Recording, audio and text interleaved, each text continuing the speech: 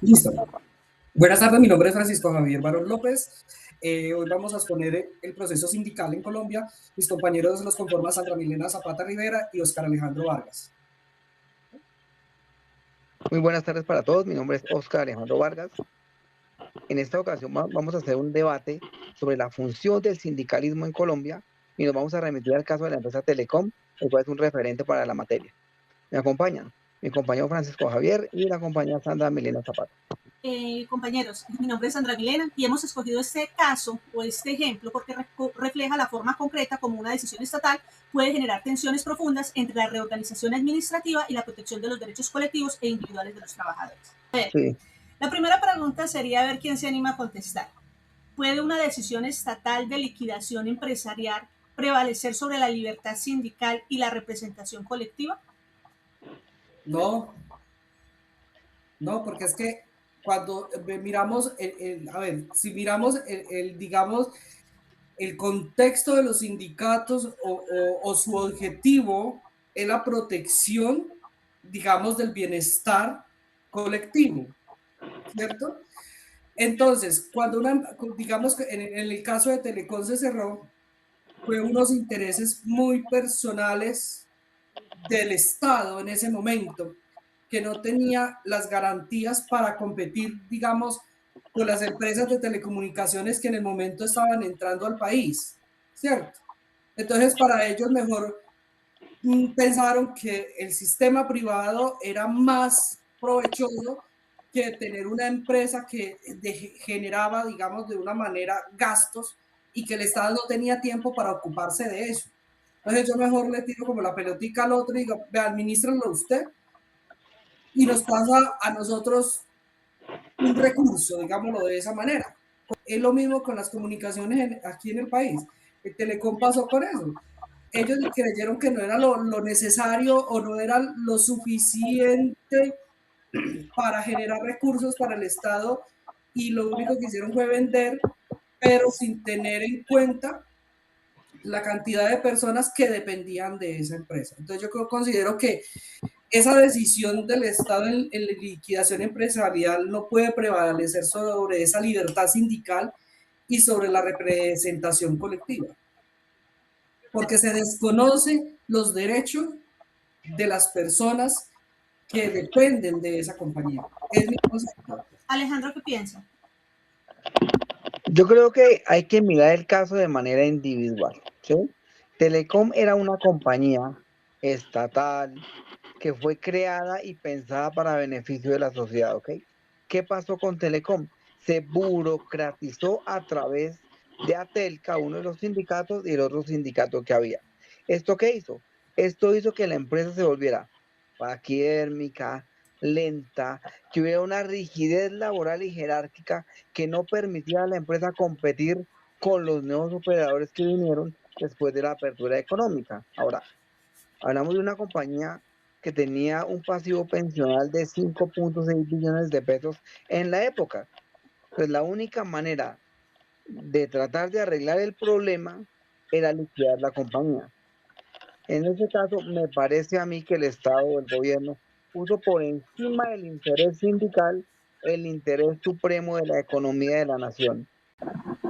Bueno, compañeros, la segunda pregunta es la siguiente. ¿El fuero sindical constituye un límite real frente al poder de reestructuración del empleador público? ¿Qué piensan ustedes del fuero sindical? A mí me parece que el fuero sindical está primero sobrevalorado, segundo sobredimensionado. ¿Por qué? Porque es que eso fortalece la burocracia en el aparato estatal. Entonces, ¿qué pasa? Que hay muchos trabajadores aforados o sindicalizados que tienen salarios muy altos y que realmente su labor no se ve reflejada en el pro del buen desarrollo de la compañía. Francisco, ¿algo que aportar? Yo creo que los sindicatos siempre, yo digo que actualmente los sindicatos han perdido su norte.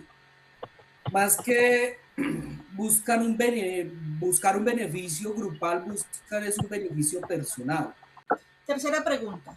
¿La convención colectiva mantiene efectos jurídicos cuando la empresa entra en liquidación?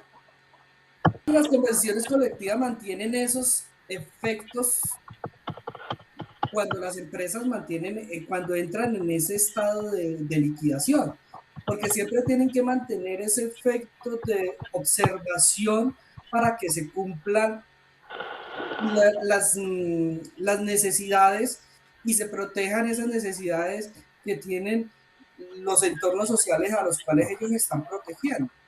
Entonces, pero vuelvo y les digo, eso no se genera, eso no se da. Sirven para destruir empresas, sirven para destruir y acaparar recursos sin que nadie los controle. Ejemplo, FECODE. Las convenciones colectivas se hicieron para salvaguardar derechos adquiridos de los trabajadores. Ahora, cuando hay una liquidación de la compañía, en teoría, la convención colectiva se cae porque cesan los contratos de trabajo. En el caso de Telecom, demuestra que el conflicto colectivo puede prolongarse por décadas si no existe una reparación integral. ¿Qué piensan ustedes de este tema de Telecom? Y de las consecuencias a hoy todavía.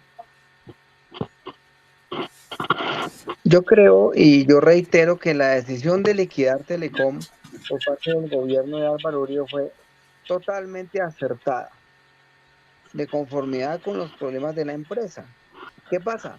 Que al liquidar una compañía así se salvaguardó la economía de la nación, pero tenemos casi 6.000 trabajadores a los que no se les solucionó o no se les dio un plan de retiro, no se estableció un precedente para ellos, y eso generó un conflicto entre los ex trabajadores y el Estado. Ahora, el problema subsiste aún. Todavía hay gente que no ha recibido su pensión y que está en su justo derecho de reclamarla, ¿sí? Pero siempre ha sido como el caballito de lucha. Liquidaron la estatal y le entregaron el control a la empresa privada. Cuando llegó Movistar a tomar los activos de Telecom, lo primero que hicieron fue hacer exámenes de capacidad de los trabajadores para continuar con la planta de personal. Y muchos de ellos no pasaron estas pruebas porque no estaban acorde con la realidad de las telecomunicaciones del momento.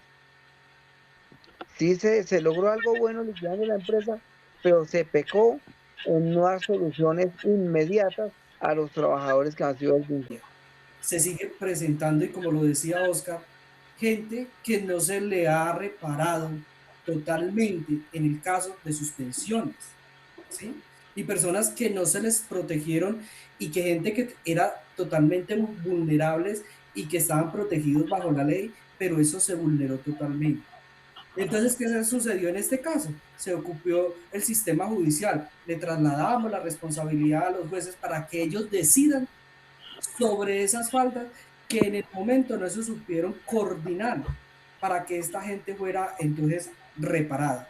Y por eso vemos entonces que los sindicatos entonces dejan al albedrío a toda esta gente.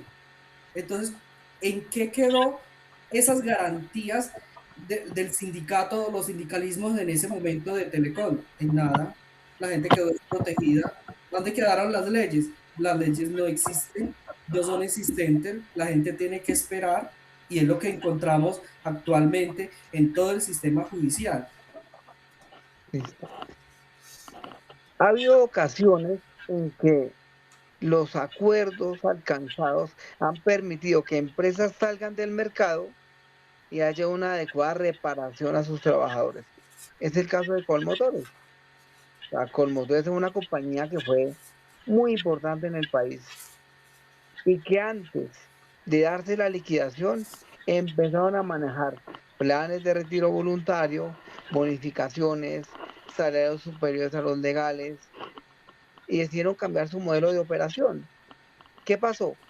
Con el concurso del Ministerio de Trabajo se llegaron a una serie de acuerdos y cuando ya se dio la firma de la liquidación, todos los trabajadores fueron correctamente liquidados, unos pocos tenían fuero sindical y se hizo el proceso para su pensión.